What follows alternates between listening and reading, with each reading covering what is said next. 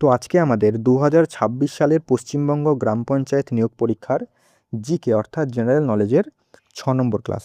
ঠিক আছে, আমরা কিন্তু এর আগে 5টা ক্লাস আলোচনা করেছি। তো তোমরা যারা ক্লাসে নতুন অবশ্যই কিন্তু সেই 5টা ক্লাস করে আসো।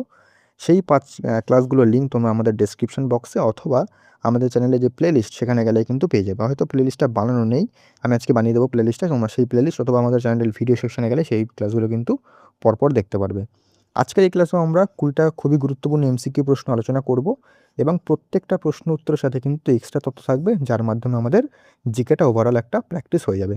পরিষ্কার? যারা আমাদের রেগুলার ক্লাস করো তারা তো জানোই যে এই ক্লাসগুলো কতটা গুরুত্বপূর্ণ, কিন্তু যারা ক্লাসে নতুন তাদের বলবো কিন্তু তোমরা আমাদের অবশ্যই আগের ক্লাসগুলো দেখে আসো, তাহলেই বুঝতে পারবে আমরা কিভাবে কিন্তু ক্লাসগুলো করাই। ওকে? আর গুরুত্বপূর্ণ টপিকের ক্লাসগুলো খুব তাড়াতাড়ি আসবে, হয়তো চলেও এসছে যখন তোমরা ক্লাসটা দেখছো। তাই অবশ্যই কিন্তু একবার চ্যানেলটার যে ভিডিও সেগুলো একবার দেখে এসো। আর আজকের ক্লাসের পিডিএফও তোমরা বিনামূল্যে পাবে। তবে পিডিএফটা পাওয়ার জন্য শেষ পর্যন্ত ক্লাসটা করো, এবং একটাই কাজ তোমাদের প্রথমে, সেটা হচ্ছে চ্যানেলটাকে কিন্তু অবশ্যই সাবস্ক্রাইব করে রেখো। তাহলে এমন কন্টেন্ট এবং এই ক্লাসগুলো কিন্তু রেগুলার তোমরা পেয়ে থাকবে। ওকে? তো আজকে আমাদের ক্লাসটা শুরু করছি, বেশি কথা বাড়াবো না আর। তোমরা কিন্তু অবশ্যই 20-র মধ্যে কটা প্রশ্ন পেরেছো সেটা কিন্তু ক্লাসের শেষে অবশ্যই আমাকে জানাবে। ঠিক আছে? তাহলে তোমাদের কনফিডেন্সটা আরও বাড়বে। ওকে? তো শুরু করছি আজকের ক্লাস। দেখো, প্রথম প্রশ্ন। তোমরা প্রশ্ন অপশান দেখা মাত্রই কিন্তু ক্লাসটাকে পজ করে তারপরে নিজেরা প্রশ্নর উত্তর করার চেষ্টা করবে। আমি কিন্তু বেশি সময় নেব না, মানে প্রশ্ন অপশান বলবে তারপরে আবার দাঁড়াবো তারপরে উত্তর বলবে, তেমন করলে কিন্তু ক্লাস অনেক বড় হয়ে যাবে। সেক্ষেত্রে তোমাদের কাজ হচ্ছে একটাই, প্রশ্ন অপশান দেখা মাত্রই ক্লাসটাকে পজ করবে, তারপরে নিজেরা উত্তর করার চেষ্টা করবে। ওকে? তাহলে আমি উত্তর বলেই দেবো। প্রথম প্রশ্ন হচ্ছে ইতিহাস থেকে। কী প্রশ্ন? বিক্রমাঙ্ক দেবচরিত গ্রন্থটি কার লেখা? বিলেহন, কলহন, পদ্মগুপ্ত, সন্ধ্যাকর, নন্দী। কীভাবে উত্তর বলো? দেখো, বিক্রমাঙ্ক দেবচরিত এই গ্রন্থটা কিন্তু অনেকবার বেশ কিছু পরীক্ষায় এসছে। এর উত্তর কী হবে? এর উত্তর হবে অপশন নাম্বার এ, বিলহন। বিলহন লিখেছেন বিক্রমাঙ্ক দেবচরিত। এবার দেখো আমরা এক্সট্রা তথ্য দেখে নিই। দেখো, উত্তর বলে দিলাম বিলহন। বিলহন তিনি চালুক্য বংশের রাজা ষষ্ঠ বিক্রমাদিত্যের সভাকবি ছিলেন। প্রশ্ন এখান থেকে দাঁড়ায় যে তিনি কার সভাকবি ছিলেন? তিনি ছিলেন ষষ্ঠ বিক্রমাদিত্যের সভা সভাকবি। কলহন তিনি ছিলেন বিখ্যাত কাশ্মীরের ঐতিহাসিক। তার রচিত গ্রন্থ রাজতরঙ্গিনী আমরা অনেকেই পড়েছি। এখান থেকে দুটো প্রশ্ন দেয়, একটা হচ্ছে রাজতরঙ্গিনী কে লিখেছেন, এবং আরেকটা দেয় সেটা হচ্ছে রাজতরঙ্গিনী থেকে আমরা কোথাকার ইতিহাস জানতে পারি। উত্তর হবে রাজতরঙ্গিনী থেকে আমরা কাশ্মীরের ইতিহাস জানতে পারি। ঠিক আছে? তো এখান থেকে দুটো প্রশ্ন দেয়, ভালো করে দেখে নেবে। সন্ধ্যাকর নন্দী তিনি পাল বংশের ইতিহাস নিয়ে রামচরিত কাব্য রচনা করেন এবং তিনি ছিলেন রামপালের সময়কালের। ঠিক আছে? তো রামচরিতকে লেখেন সন্ধ্যাকর নন্দী। রামচরিত মানসকে লেখেন তোমরা সেটা কমেন্ট করে জানাও। ওকে? পদ্মগুপ্ত তিনি নবসাহসাঙ্কর চরিত গ্রন্থটি রচনা করেছিলেন। ঠিক আছে? এটা অতটা পরীক্ষায় দেয় না, তবে এই তিনটে কিন্তু অবশ্যই ভালো করে মাথায় রাখবে। ওকে? চলে আসি নেক্সট কোশ্চেনে। নেক্সট কোশ্চেন কি বলছে? নেক্সট কোশ্চেন বলছে ভারতের কোন রাজ্যের উপকূল রেখা মানে কোস্ট লাইন সব থেকে দীর্ঘতম, মানে সবচেয়ে দীর্ঘ? অন্ধ্রপ্রদেশ, মহারাষ্ট্র, গুজরাট, তামিলনাড়ু। কোস্ট লাইন হচ্ছে আমাদের ধরো ভারতের নিচের দিকটা এটা। তো এখানে যে সমুদ্র আছে, এই পাশে আরব সাগর, এই পাশে বঙ্গোপসাগর। তো এই যে আছে, এই যে সমুদ্রের সাথে যে উপকূল রেখা মানে সীমান্ত উপকূল রেখা, এটা বলছে কোন রাজ্যে সব থেকে বেশি। ঠিক আছে? কি কি হবে এখানে? অন্ধ্রপ্রদেশ আছে, মহারাষ্ট্র আছে, গুজরাট, তামিলনাড়ু। উত্তর কী হবে বলো? এটার উত্তর কী হবে? এটার উত্তর option number C, Gujarat. Gujarat এখানে এরকমভাবে। তো গুজরাটের কিন্তু সব থেকে বেশি দীর্ঘ, মানে সবচেয়ে দীর্ঘতম হচ্ছে গুজরাটের। গুজরাট এর উপকূল রেখা কত কিলোমিটার? প্রায় হচ্ছে 1600 কিলোমিটার। সেটা হচ্ছে ভারতের দীর্ঘতম। এটা কিন্তু অনেকবার পরীক্ষায় দিয়েছে, তো এটা অবশ্যই মাথায় রাখবে। দ্বিতীয় দীর্ঘতম যদি বলি, দক্ষিণ ভারতের রাজ্যগুলির মধ্যে অন্ধ্রপ্রদেশের উপকূল রেখা দীর্ঘতম, দ্বিতীয় দীর্ঘতম, সামগ্রিকভাবে দ্বিতীয়। এবার ভারতের মোট উপকূল রেখা যদি বলে, মানে ভারতের মোট উপকূল রেখা হচ্ছে মূল ভূখণ্ড এবং দ্বীপপুঞ্জ মিলিয়ে যদি বলে, তাহলে হবে 7516.6 কিলোমিটার। ভারতের মোট 9টি রাজ্য সমুদ্র উপকূল রয়েছে, মানে ভারতের যে সমুদ্র উপকূল সেটা মোট 9টা রাজ্যের সাথে কিন্তু রয়েছে। ঠিক আছে? এটা কিন্তু অবশ্যই মাথায় রাখবে, কটা রাজ্য সমুদ্র উপকূল রয়েছে, মোট দৈর্ঘ্যটা একটু মাথায় রাখবে। রাফলি তোমাদের পয়েন্ট না দেবে, পরীক্ষা না দিলেও 7516, এটা কিন্তু রাফলি তোমাদের এইভাবেই দেবে। ঠিক আছে? মূল ভূখণ্ডের সাথে, মূল ভূখণ্ড এবং দ্বীপপুঞ্জ মিলিয়ে। তবে মূল ভূখণ্ড, শুধুমাত্র মূল ভূখণ্ডে কত সেটা তোমরা একটুখানি কমেন্ট করে জানাও আমাকে, দেখি কে পারে এটা। নেক্সট কোশ্চেন দেখো, নেক্সট কোশ্চেন কি বলছে? তিস্তা নদীর পূর্ব অংশকে পশ্চিমবঙ্গে কী বলা হয়? খুব গুরুত্বপূর্ণ একটা প্রশ্ন। তরাই, ডুয়ার্স, বারিন্দ, দিয়ারা। তিস্তা নদীর পূর্ব অংশকে, তিস্তা নদীর কিন্তু পূর্ব অংশ এবং পশ্চিম অংশ কিন্তু দুটো আলাদা আলাদা নাম। সেটাই বলছে যে পূর্ব অংশ এটাকে কী বলা হয় বলো?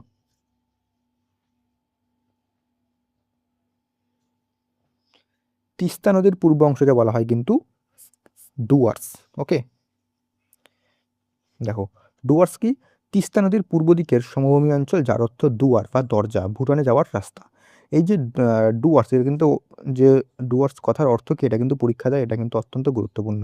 তরাই কি? তরাই হচ্ছে তিস্তা নদীর পশ্চিম দিক, আর এর মানে হচ্ছে স্যাঁতস্যাঁতে অঞ্চলকে তরাই বলা হয়, ঠিক আছে? মানে স্যাঁতস্যাঁতে ভূমি, তরাই মানে এটা মাথায় রাখবে। বারিন বা বরেন্দ্র ভূমি, মালদা ও দুই দিনাজপুর প্রাচীন পল্লীতে গঠিত এটা। দিয়ারা মালদা জেলার কালিন্দী নদীর দক্ষিণে উর্বর ও নতুন পলিমাটিযুক্ত অঞ্চল। তো এগুলো এগুলো মাথায় রাখবে যে বরেন্দ্র ভূমি, দিয়ারা, এগুলো কিন্তু পরীক্ষায় দেয়, ঠিক আছে? তো এগুলো কিন্তু অবশ্যই মাথায় রাখবে। নেক্সট দেখো, পরবর্তী প্রশ্ন দিয়েছে তোমাদের পলিটি থেকে। কত নম্বর ধারা অনুযায়ী ভারতের রাষ্ট্রপতিকে ইমপিচমেন্ট বা পদচ্যুত করা যায়? 52, 60, 61, 72। কী হবে বলো? আমি কিন্তু মিসলেনিয়াস পরীক্ষার জন্য কিন্তু জিকের যে প্রত্যেকটা সাবজেক্টের অধ্যায়ভিত্তিক ক্লাস করাচ্ছি, তবে সেই ক্লাসগুলো কিন্তু মিসলেনিয়াসের আমি যদিও করাচ্ছি, কিন্তু সেই ক্লাসগুলো ক্লার্কশিপ, পঞ্চায়েত, বিভিন্ন পশ্চিমবঙ্গের পরীক্ষার জন্য গুরুত্বপূর্ণ। তো আমার সেই ক্লাসগুলো যারা ফলো করো তারা কিন্তু অবশ্যই এই প্রশ্নটা করতে পারবে। এটার উত্তর কী হবে? এটার উত্তর হবে অপশন নাম্বার সি, 61 নম্বর ধারা অনুযায়ী। এবার দেখো, 61 নম্বর ধারা অনুযায়ী সংবিধান লঙ্ঘনের অভিযোগে সংসদের যে কোনো কক্ষে রাষ্ট্রপতির ইমপিচমেন্ট প্রক্রিয়া শুরু করা যায়। এটা প্রক্রিয়া, তার নাম হচ্ছে ইমপিচমেন্ট। এবার ইমপিচমেন্ট কোথা থেকে নেওয়া হয়েছে? ইমপিচমেন্ট দুবারে যে এই প্রক্রিয়াটা কোথা থেকে নেওয়া হয়েছে, কোন সংবিধান থেকে, কোন দেশে? তাহলে কিন্তু হবে ইউএসের সংবিধান থেকে নেওয়া হয়েছে। ওকে, আর এখানে রাষ্ট্রপতিকে তার 14 দিন আগে কিন্তু নোটিশ দিতে হবে। এগুলো কিন্তু পরীক্ষায় দেবে, তো এগুলো একটু মাথায় রাখতে হবে। তোমরা আমার যে পলিটির যে চ্যাপ্টার ওয়াইজ ক্লাস সেগুলো কিন্তু করলে, সেগুলো কিন্তু এগুলো আমি ডিটেলসে বলেছি।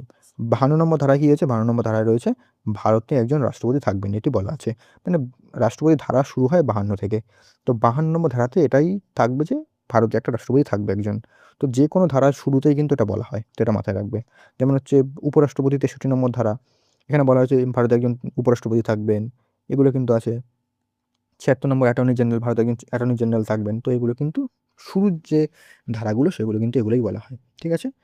এবার হচ্ছে রাষ্ট্রপতি বলে কোন পার্টে রাষ্ট্রপতি আছে? তাহলে কিন্তু হবে পার্ট নাম্বার 5 এ রাষ্ট্রপতি রয়েছে। ওকে, 60 নম্বর ধারায় বলা হচ্ছে রাষ্ট্রপতির শপথ গ্রহণ বা ওথ। রাষ্ট্রপতিকে শপথ বাক্য পাঠ করান কে? শপথ বাক্য পাঠ করেন আমাদের যে প্রধান বিচারপতি, সুপ্রিম কোর্টের প্রধান বিচারপতি, তিনি কিন্তু রাষ্ট্রপতিকে শপথ বাক্য পাঠ করান। 72 নম্বর ধারা, এখানে রাষ্ট্রপতির ক্ষমা করার অধিকার, মানে পার্ডনিং পাওয়ার, যার মাধ্যমে তিনি মৃত্যুদণ্ড মুকুব করতে পারেন। মানে ধরো কোনো একটা ব্যক্তি অপরাধ করেছে, তার শাস্তি কমাতে পারেন, সাজা ধরো বললো 2 দিন পর তার সাজা হবে, সেটাকে বললো না, সেটাকে মানে টাইমটাকে এক্সটেন্ড করতে পারে, বা কারোর মৃত্যুদণ্ড ক্ষমা করতে পারেন। কিন্তু তোমাদের রাজ্যপালরা কিন্তু 161 নম্বর ধারা অনুযায়ী তারও কিন্তু এই যে ক্ষমা করার অধিকার আছে, কিন্তু রাজ্যপাল কিন্তু মৃত্যুদণ্ড ক্ষমা করতে পারেন না। এটা কিন্তু মাথায় রাখবে, ঠিক আছে? তো এগুলো কিন্তু পরীক্ষার জন্য গুরুত্বপূর্ণ। নেক্সট দেখো, মরিচা পড়া কী ধরনের পরিবর্তন? যে লোহার জানো, লোহার কোনো ধরো রড বা কিছু ধরো অনেকদিন বাইরে ধরো পড়ে থাকলো দেখে তার উপর দেখবে মরিচা ধরে যায়। তো সেটাই বলছে এটা কী ধরনের পরিবর্তন? ভৌত পরিবর্তন, রাসায়নিক পরিবর্তন? কোনো পরিবর্তনই নয়, উভয় পরিবর্তনই ঘটে। কী হয় বলো?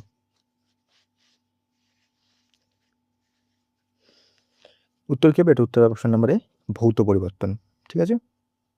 ও সরি, ভৌত না, এটা রাসায়নিক। ভৌত বলছি কেন? লোহার মরছে তো ভৌত, রাসায়নিক হবে, হ্যাঁ। এটা রাসায়নিক পরিবর্তন, ভৌত হবে না, ঠিক আছে? রাসায়নিক পরিবর্তন, ভৌত বলছি আমি, হ্যাঁ। তো এটি একটি জারণ প্রক্রিয়া। মরিচার সংকেত আর্দ্র ফেরিক অক্সাইড, এফি।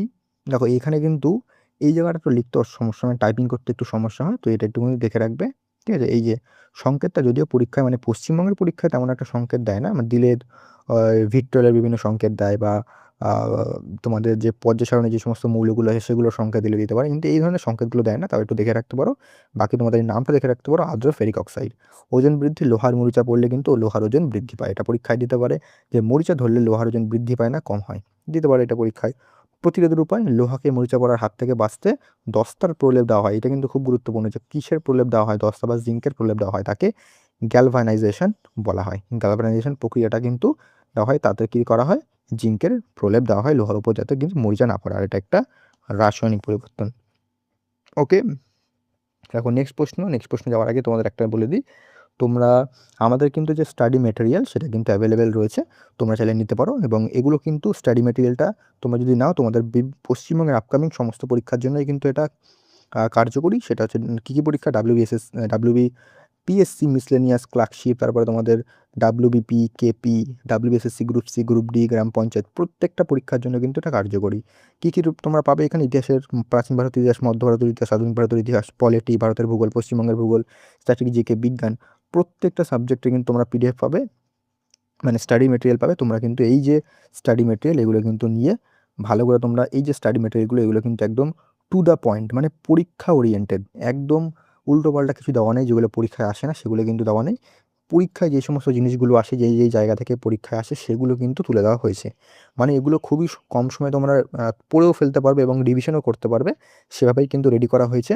একদম টেবিল আকারে ভালো করে সাজিয়ে গুছিয়ে তৈরি করা হয়েছে, যাতে তোমাদের পড়তে কোনো রকম অসুবিধা না হয়, আর ভালো করে তোমরা পড়তে পারো। এগুলো একদম পরীক্ষা ওরিয়েন্টেড, তো এগুলো নিলে তোমাদের কিন্তু অবশ্যই খুবই তাড়াতাড়ি প্রিপারেশনটা হয়ে যাবে। যারা নিতে চাও তারা কিন্তু অবশ্যই আমাকে এই নাম্বারে হোয়াটসঅ্যাপ করতে পারো, 9748070028। এই নাম্বারে আমাকে হোয়াটসঅ্যাপ করো, তাহলে কিন্তু ফার্দার ডিটেলস জানতে পারবে। এবং প্রাইস যদি বলি, প্রাইস কিন্তু খুবই কম, একদম অ্যাফোর্ডেবল প্রাইস, সবার কিন্তু সাধ্যের মধ্যেই। তো যারা যারা নিতে চাও তারা কিন্তু অবশ্যই আমাকে এই নাম্বারে হোয়াটসঅ্যাপ করো। স্টাডি মেটেরিয়াল নেবে একটা, তোমরা যদি এটা নাও তাহলে কিন্তু প্রত্যেকটা পরীক্ষার জন্য তোমরা একটাই পড়ো, প্রত্যেকটা পরীক্ষার জন্য কিন্তু কার্যকর, প্রত্যেক পরীক্ষার জন্য আলাদা আলাদা কিছু নিতে হবে না। এটা পড়লে তোমাদের কিন্তু প্রত্যেকটা পরীক্ষার জিনিস কভার হয়ে যাবে।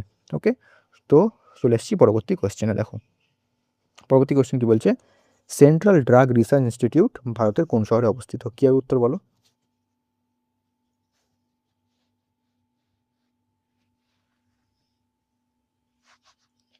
সেন্ট্রাল ড্রাগ রিসার্চ ইনস্টিটিউট এটা কিন্তু ভারতের লখনৌতে অবস্থিত। দেখো লখনৌ, এখানে সিডিআরআই সেন্ট্রাল ড্রাগ রিসার্চ ইনস্টিটিউট ছাড়াও সেন্ট্রাল বোটানিক্যাল রিসার্চ ইনস্টিটিউট এখানে অবস্থিত। নতুন দিল্লি, এখানে Indian council of agriculture research অবস্থিত, আইসিএআর এখানে অবস্থিত। ব্যাঙ্গালোর, ভারতের মহাকাশ গবেষণা কেন্দ্র সংস্থার ইসরোর সদর দপ্তর কিন্তু এখানে অবস্থিত। তো যে কোথায় কার সদর দপ্তর সেটা কিন্তু পরীক্ষায় দেয়, এগুলো কিন্তু অবশ্যই তোমরা চাইলে নোট করে নিতে পারো। পরবর্তী কোয়েশ্চেন, কোন সুলতানা তামার নোট বা প্রতীকী মুদ্রা চালু করেছিলেন? আলাউদ্দিন খিলজি, গিয়াসুদ্দিন তুগলক, মোহাম্মদ বিন তুগলক, ফিরোজ শাহ তুগলক। কি হবে উত্তর বলো?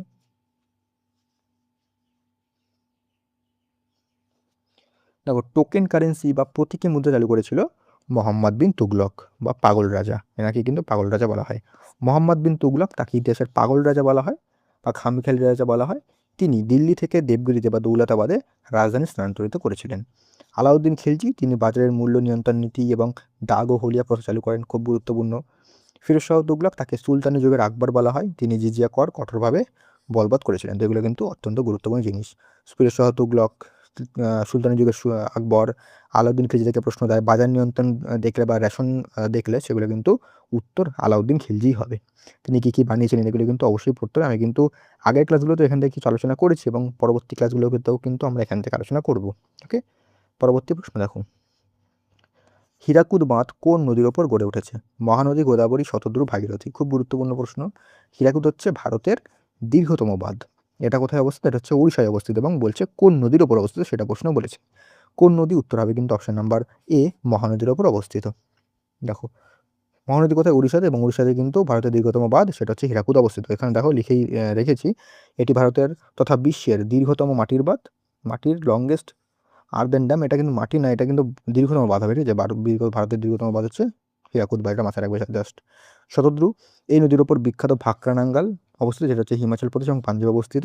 ভাগীরথী, এই নদীর ওপর উত্তরাখণ্ডে ভারতের সর্বোচ্চ বাঁধ তেহরি ড্যাম অবস্থিত। এটা মাথায় রাখবে যে সর্বোচ্চ বাঁধ হচ্ছে তেহরি ড্যাম, আর যদি বলে দীর্ঘতম বাঁধ হচ্ছে তোমাদের হীরাকুদ বাঁধ। ঠিক আছে, এগুলো কিন্তু অবশ্যই তোমাদের মাথায় রাখতে হবে। আর ভাকরানাঙ্গাল কোথায় অবস্থিত? শতদ্রু নদীর অবস্থিত, মানে শতদ্রু মানে হচ্ছে সতলেজ, এই নদীর ওপর অবস্থিত। এটা কোথায়? হিমাচল প্রদেশ এবং পাঞ্জাবে অবস্থিত। ওকে, চলে আসি নেক্সট কোয়েশ্চেন। নেক্সট কোয়েশ্চেন দেখো, কোন শহরকে উত্তর পূর্ব ভারতের প্রবেশদ্বার বলা হয়? আলিপুরদুয়ার, জলপাইগুড়ি, শিলিগুড়ি, কোচবিহার। কী হবে? কোন শহরকে উত্তর পূর্ব ভারতের প্রবেশদ্বার বলা হয়? কী হবে বলো?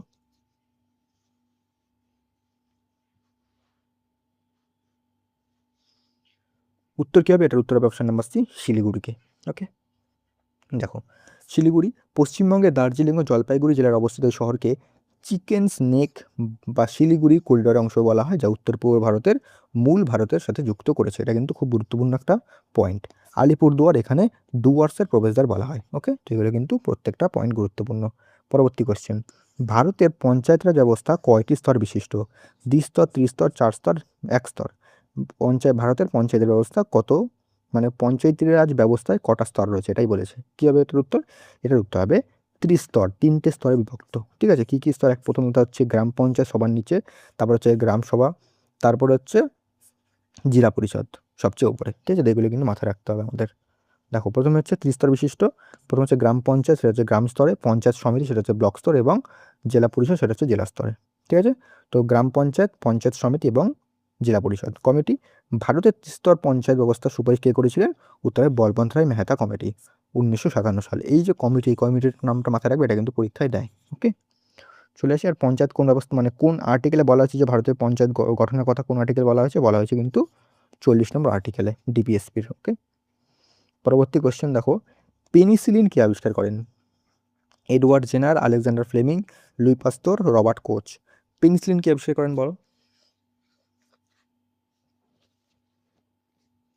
দেখো, পেনিসিলিন কে আবিষ্কার করেন? পেনিসিলিন আবিষ্কার করেন আলেকজান্ডার ফ্লেমিং। ওকে, পেনিসিলিন এটি এটি বিশ্বের প্রথম আবিষ্কৃত অ্যান্টিবায়োটিক, যা পেনিসিলিয়াম নোটেটাম নামক ছত্রাক থেকে তৈরি। ওকে, এডওয়ার্ড জেনার তিনি গুটি বসন্তের টিকা আবিষ্কার করেন।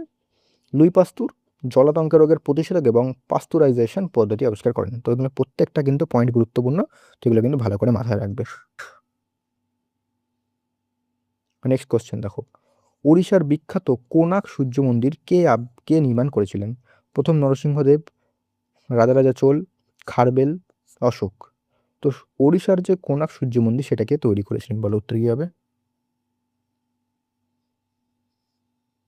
দেখো, ওড়িশার কোনার্ক সূর্য মন্দির এটা তৈরি করেছিলেন, অপশন নাম্বার এ, প্রথম নরসিংহদেব। দেখো, কোনার্ক সূর্য মন্দির, এই মন্দিরটিকে ব্ল্যাক প্যাগোডা বলা হয়। এটা কিন্তু খুব গুরুত্বপূর্ণ একটা পয়েন্ট। এই ইউনেস্কো ওয়ার্ল্ড হেরিটেজ সাইটের অন্তর্ভুক্ত। রাজারাজা চোল তিনি তাঞ্জাভুরের বিখ্যাত বৃহদেশ্বর মন্দির তৈরি করেন। খারবেল, কলিঙ্গরাজ খারবেল ইতিহাস জানা যায় হাতি গুম্ফা শিলালিপি থেকে। মানে এই যে খারবেল, তার ইতিহাস কিন্তু জানা যায় হাতি গুম্ফা শিলালিপি থেকে। এবং বৃহদেশ্বর মন্দির তৈরি করেন কে? রাজারাজা চোল। এগুলো কিন্তু প্রত্যেকটা গুরুত্বপূর্ণ। নেক্সট, বিখ্যাত ইলবার্ট বিল বিতর্ক কার সময়কালে ঘটেছিল? Lord Curzon, Lord Lytton, Lord Ripon, Lord Dufferin? Ilbert bill বিতর্ক কার সময়কালে ঘটেছিল বলো, উত্তর কি হবে?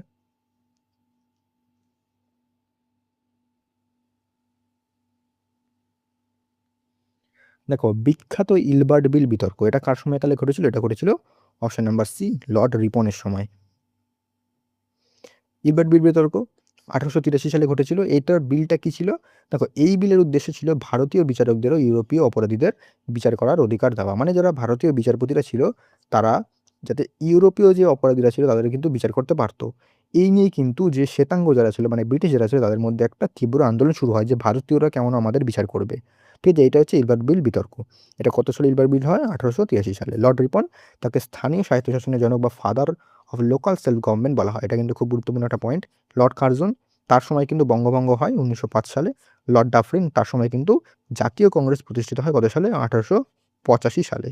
জাতীয় কংগ্রেস প্রতিষ্ঠা কে করেন সেটা আমাকে কমেন্ট করে জানাতে পারো। নেক্সট কোয়েশ্চেন, 14 নম্বর, ভারতের কোন শহর হ্রদের শহর বা সিটি অফ লেকস নামে পরিচিত? জয়পুর, উদয়পুর, বেঙ্গালুরু, চণ্ডীগড়? কি হবে? হ্রদের শহর কাকে বলা হয়? সিটি অফ লেকস কাকে বলা হয়? দেখো, হ্রদের শহর বলা হয় অপশন নাম্বার বি, উদয়পুরকে। ঠিক আছে, দেখো, উদয়পুর এখানে পিচোলা হ্রদ, ফতেহ সাগর হ্রদের মতো সুন্দর হ্রদ থাকা একে সিটি অফ লেকস বলা হয় বা প্রাচ্যের ভেনিস বলা হয়। খুব গুরুত্বপূর্ণ এই পয়েন্টটা। জয়পুর একে গোলাপি শহর বলা হয়, আমরা সকলেই জানি। বেঙ্গালুরু একে ভারতের সিলিকন ভ্যালি, বাগিচা শহর বা বিজ্ঞান শহর। ঠিক আছে, এই বিভিন্ন নাম রয়েছে, এগুলো কিন্তু ভালো করে দেখবে। নেক্সট, সুন্দরবনকে কত সালে ইউনেস্কো ওয়ার্ল্ড হেরিটেজ সাইট হিসাবে ঘোষণা করা হয়? 1985, 1987, 1989, 2001? কত সালে ইউনেস্কো ওয়ার্ল্ড হেরিটেজ সাইটের তকমা পায় পশ্চিমবঙ্গের সুন্দরবন? বলো কি হবে উত্তর?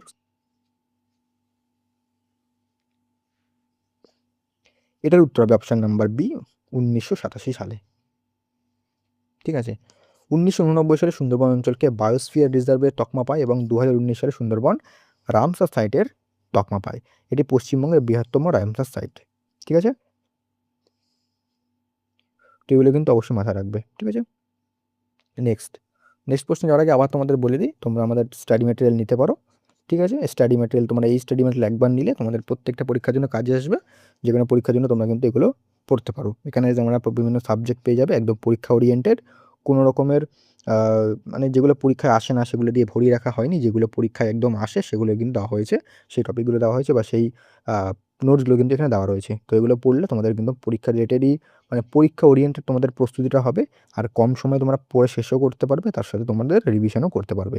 ঠিক আছে, যারা নিতে চাও তারা কিন্তু অবশ্যই আমাকে এই নাম্বারে হোয়াটসঅ্যাপ করো। প্রাইস একদমই কম, মানে যতটা কম রাখা যায় আমি চেষ্টা করেছি। তো তোমরা কিন্তু মানে সকলে নিতে পারবে এমনই প্রাইস রেখেছি আমি। তোমরা আমাকে এই নাম্বারে মেসেজ করো 9748070028। ঠিক আছে, তোমরা আমাকে এই নাম্বারে হোয়াটসঅ্যাপ করো, তাহলে কিন্তু তোমরা জানতে পারবে। ওকে, তো চলে আসি পরবর্তী কোশ্চেন। দেখো পরবর্তী কোশ্চেন কি বলছে, ভারতীয় সংবিধানের অফিসিয়াল ল্যাঙ্গুয়েজ বা স্বীকৃত ভাষাগুলি কত নম্বর তফসিলে বর্ণিত রয়েছে? অফিসিয়াল ল্যাঙ্গুয়েজ কত নম্বর তফসিল রয়েছে? সপ্তম, অষ্টম, নবম, দশম? উত্তর কী হবে?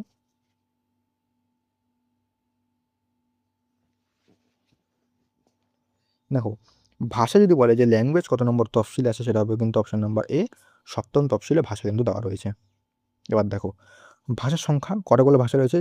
প্রথমে কিন্তু আমাদের সংবিধানের 14টা ভাষা ছিল, পরে কিন্তু সেটা 22টি ভাষা হয়েছে। ঠিক আছে, সপ্তম তফসিল কেন্দ্র রাজ্যের মধ্যে ক্ষমতা বন্টন। ওহো, এখানে আমি সপ্তম তফসিল কেন বলছি, এখানে কিন্তু হবে অষ্টম তফসিল। সপ্তমে তো লিস্ট দেওয়া আছে, লিস্ট লিস্ট কয় প্রকার? 3 প্রকার, একটা হচ্ছে কেন্দ্রীয়, একটা স্টেট এবং একটা হচ্ছে কনকারেন্ট লিস্ট। মানে যেখানে যেটা কেন্দ্রীয় সেটা হচ্ছে শুধুমাত্র কেন্দ্র সেটাকে আইন বানাতে পারে, স্টেটে শুধুমাত্র স্টেট, এবং কনকারেন্টে স্টেট এবং কেন্দ্র দুজনেই কিন্তু সেটাকে আইন বানাতে পারে। এটা উত্তর হবে অপশন নাম্বার বি, অষ্টম তফসিল। প্রশ্নটা ভুল হয়ে গেল কেন? দেখো দশম তফসিল এখানে বলা হয়েছে দল ত্যাগ বিরোধী আইন বা অ্যান্টি ডিফেকশন ল, যা 1985 সালের 52তম সংবিধান সংশোধনের মাধ্যমে যুক্ত করা হয়। তো এটা কিন্তু অত্যন্ত গুরুত্বপূর্ণ পয়েন্ট, এটা কিন্তু অবশ্যই মাথায় রাখবে। এই যে 3টে লিস্ট বলে দিলাম, কেন্দ্র, রাজ্য এবং যুগ্ম তালিকা। ঠিক আছে, আর এই যুগ্ম তালিকার ধারণাটা কোথা থেকে নেওয়া হয় সেটা কিন্তু তোমরা অবশ্যই আমাকে কমেন্ট করে জানাবে। পরবর্তী প্রশ্ন দেখো, রক্তচাপ মাপার জন্য কোন যন্ত্র ব্যবহার করা হয়? ব্যারোমিটার, দাগ দিচ্ছি কেন? Barometer, sphygmomanometer, hydrometer, thermometer? কি হবে উত্তর? রক্তচাপ মাপার যন্ত্রের নাম কি বলো? রক্তচাপ মাপার যন্ত্রের নাম হচ্ছে স্ফিগমোম্যানোমিটার। ঠিক আছে, দেখো স্পিগমোম্যানোমিটার স্বাভাবিক রক্তচাপ, একজন সুস্থ মানুষের স্বাভাবিক রক্তচাপ কত দেখতে পাচ্ছ? দেখো এই যে আগের যে প্রশ্নটা বললাম আমি, এই যে এক সেকেন্ড কোথায় গেল, আগের যে প্রশ্নটা বললাম, এই যে তিনটে, একটা জিনিস তোমাদের বলে দিই, তিনটে যে লিস্ট রয়েছে, এই যে একটা হচ্ছে তোমাদের কেন্দ্রীয় লিস্ট, একটা হচ্ছে তোমাদের স্টেট লিস্ট, একটা হচ্ছে তোমাদের কনকারেন্ট লিস্ট। এখানে কিন্তু একটা তোমাদের জিনিস তোমাদের বলা দরকার। দেখো যে আমি বললাম যে কেন্দ্রীয় লিস্ট শুধুমাত্র কেন্দ্র আইন বানাতে পারে, রাজ্য লিস্ট শুধুমাত্র রাজ্য আইন বানাতে পারে, এবং কনকারেন্ট লিস্ট মানে যুগ্ম তালিকায় শুধুমাত্র মানে দুজনেই আইন বানাতে পারে। কিন্তু কিছু কিছু ক্ষেত্রে মানে কিছু কিছু পরিস্থিতিতে এখানে কিন্তু স্টেট যে লিস্টটা রয়েছে না, সেখানে কিন্তু কেন্দ্র আইন বানাতে পারে কিছু কিছু ক্ষেত্ররাজ, মানে কিছু কিছু পরিস্থিতিতে। তো সেগুলো পরীক্ষায় অবশ্যই পশ্চিমবঙ্গের পরীক্ষা অত ডেপথে জিজ্ঞেস করে না, সে ডাব্লিউবিসিএস জিজ্ঞেস করতে পারে, সেটা আলাদা ব্যাপার। তবে এই যে পশ্চিমবঙ্গের যে পরীক্ষাগুলো হয় ডাব্লিউবিসিএস ছাড়া বাকি যে সমস্ত পরীক্ষা, সেখানে কিন্তু এতটা ডেপথে জিজ্ঞেস করবে না। ওরা জাস্ট জিজ্ঞেস করবে যে লিস্ট কটা লিস্ট, বা কোন লিস্টে কী কী, মানে এই দেখো মেন মেন যে সমস্ত জিনিস সেগুলো কিন্তু সেন্টারের যে লিস্ট সেটাতে থাকে। মানে ধরো ডিফেন্স, তারপরে রেলওয়েজ, এইগুলো যে মেন মেন জিনিসগুলো সেগুলো কিন্তু এই সেন্টারের লিস্টে থাকে। ঠিক আছে, যেমন এডুকেশন, পুলিশ, এগুলো মানে এডুকেশন থাকবে হচ্ছে কনকারেন্ট লিস্টে, পুলিশ যেমন স্টেট লিস্টে। তো এগুলো কিন্তু তোমাদের একটু জানতে হবে, কয়েকটা জিনিস আছে সেগুলো একটু জেনে নেবে তাহলেই হবে। বাকি সমস্ত যে মনে রাখতে হবে যে কোন লিস্টে এইগুলো সেগুলো মুখস্থ করছি, সেগুলো নয়। সব কিছু মুখস্থ করতে হবে না, কিছু কিছু জিনিস মনে রাখলেই তোমাদের কাজ হয়ে যাবে। জাস্ট এটা মাথায় রাখবে যে লিস্ট দেওয়া রয়েছে 7th স্কেডিউলে রয়েছে, আর কটা লিস্ট রয়েছে কী কী, জাস্ট দু একটা মেন মেন জিনিস মনে রাখবে তাহলেই হবে। ওকে, দেখো এবার দেখি আমরা যেখানে ছিলাম, ব্যারোমিটার। ব্যারোমিটার হচ্ছে বায়ুমণ্ডলের চাপ মাপার জন্য ব্যবহৃত হয়। হাইড্রোমিটার তরলের আপেক্ষিক ঘনত্ব মাপার জন্য ব্যবহৃত হয়। তো এই যে যন্ত্রগুলো রয়েছে সেগুলো কিন্তু আমাদের দেখতে হবে যে কোন যন্ত্রের সাহায্যে কী মাপা হয়। ঠিক আছে, নেক্সট দেখো, বিখ্যাত কুচিপুড়ি নৃত্যটি ভারতের কোন রাজ্যের ক্লাসিক্যাল ড্যান্স? কেরালা, তামিলনাড়ু, অন্ধ্রপ্রদেশ, কর্ণাটক। কুচিপুড়ি কোথাকার ক্লাসিক্যাল ড্যান্স বলো, কি হবে উত্তর?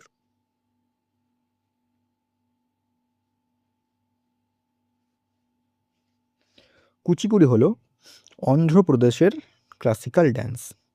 আমরা সকলে জানি যে ক্লাসিক্যাল ড্যান্স কটা ক্লাসিক্যাল ড্যান্স হচ্ছে টোটাল 8টা, কিন্তু কিন্তু এই যে সঙ্গীত নাটক একাডেমি ইনি কিন্তু বলেছে ভারতে 8টা ক্লাসিক্যাল ড্যান্স, কিন্তু মিনিস্ট্রি অফ কালচার তারা কিন্তু ছৌ নাচটাকেও ক্লাসিক্যাল ড্যান্সের তালিকায় রেখেছে এবং টোটাল 9টা ক্লাসিক্যাল ড্যান্স। যদি বলে যে মিনিস্ট্রি অফ কালচার অনুযায়ী কটা, যদি নর্মাল বললে 8টাই হবে, কিন্তু যদি উল্লেখ করে দেয় মিনিস্ট্রি অফ কালচার তাহলে কিন্তু হবে 9টা। এটা মাথায়। 9 নম্বর কি? 9 নম্বর হচ্ছে ছৌ। তামিলনাড়ু, এখানকার বিখ্যাত ধ্রুপদী নৃত্য হচ্ছে ভারতনাট্যম। কেরালা, এখানকার দুটি প্রধান ধ্রুপদী নৃত্য কথাকলি, মোহিনীআট্টম। আর কি আছে? কত্থক। কত্থক হচ্ছে তোমাদের উত্তরপ্রদেশের, ঠিক আছে, কত্থক তোমাদের উত্তরপ্রদেশের। তারপরে তোমাদের সাত্তারিয়া আসামের। আর আছে তোমাদের কত্থক উত্তরপ্রদেশ, সাত্তারিয়া ওড়িশার, মণিপুরের। এগুলো কিন্তু মোটামুটি আছে। মোহিনীআট্টম আর কথাকলি একমাত্র কেরালার দুটোই। একমাত্র যদি বলে যে কোন রাজ্যের দুটো ক্লাসিক্যাল ড্যান্স তাহলে হবে কেরালা, একটা হচ্ছে কথাকলি, একটা হচ্ছে মোহিনীআট্টম। তো এগুলো কিন্তু মাথায় রাখবে, ঠিক আছে। পরবর্তী ক্লাসে আমরা বাকিগুলোও কিন্তু আলোচনা করে দেবো। তারপর দেখো গান্ধীজির রাজনৈতিক গুরু কে ছিলেন? সেকেন্ড লাস্ট কোয়েশ্চেন আমাদের। বাল গঙ্গাধর তিলক, গোপালকৃষ্ণ গোখলে, রবীন্দ্রনাথ ঠাকুর, দাদাভাই নওরোজি। গান্ধীজির পলিটিক্যাল গুরু ছিলেন কে? গান্ধীজির পলিটিক্যাল গুরু ছিলেন option number B, Gopal Krishna Gokhale. ঠিক আছে, দেখো গোপালকৃষ্ণ গোখলে তিনি 1905 সালে সার্ভেন্ট অফ ইন্ডিয়ান সোসাইটি প্রতিষ্ঠা করেন। খুব গুরুত্বপূর্ণ এটা। রবীন্দ্রনাথ ঠাকুর তিনি গান্ধীজিকে মহাত্মা উপাধি দিয়েছিলেন এবং আবার গান্ধীজি রবীন্দ্রনাথ ঠাকুরকে গুরুদেব উপাধি দেন। দাদাভাই নওরোজি তাকে grand old man of India বলা হয় এবং তিনি ভারতের জাতীয় আয় প্রথম পরিমাপ করেছিলেন। তো এগুলো কিন্তু মাথায় রাখবে, ঠিক আছে। তার একটা বিখ্যাত বই রয়েছে, সেই বইটার নাম কি? বিখ্যাত বইটা খুবই, তো সেটা কি নাম কি সেটা তুমি আমাকে কমেন্ট করো, ঠিক আছে। তাহলে দেখো পরবর্তী প্রশ্ন দেখো, পরমাণুর নিউক্লিয়াসে কোন কোন কণা থাকে? Electron proton, proton neutron, electron neutron, শুধুমাত্র নিউট্রন। কি হবে বলো উত্তর, কি হবে?